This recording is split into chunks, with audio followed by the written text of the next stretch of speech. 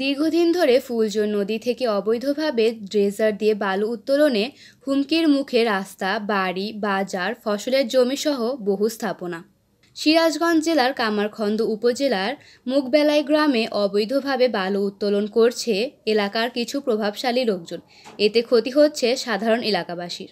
এরা একটা ব্যবসায়ী, এরা একটা সিন্ডিকেট এবং এই গ্রামের এই এলাকার কিছু দুষ্কৃতী লোক তারা এইগুলো করার জন্য, এলাকাকে ধ্বংস করার জন্য এগুলো একটা ষড়যন্ত্রমূলক কাজ করতেছে। এবং সরকারি রাস্তা পাশেই সরকারি রাস্তা ভাঙিয়ে যাচ্ছে এবং সেটা করে একদম যাচ্ছে। সেখানকার ছবি আমরা দেখছি। কিছু সংখ্যক লোক আগে আওয়ামী লীগের লোকজন এই ব্যবসায়ী করতে বালুর ব্যবসা, তারা ওই বর্তমানে এখন আবার তারাই এই ব্যবসা শুরু করে দিচ্ছে। বিএনপির দু একজন লোক তাদের ওই সহযোগিতা করতেছে আর কি। এইভাবেই কাটা শুরু করছে নদী। এবার পাইপ টানাইছে, আমরা সেটা এই গ্রামের লোক আজকে বাধা দিছি।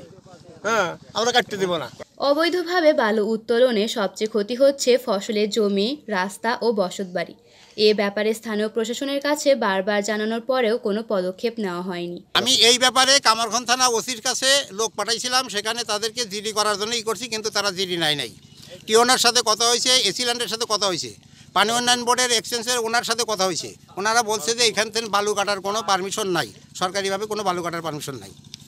এই অবৈধ বালু উত্তোলন ও ড্রেজার বন্ধের দাবিতে এলাকাবাসী নদীর তীরে একটি মানববন্ধন করেন। ডেস্ক রিপোর্ট, দৈনিক জয়সাগর।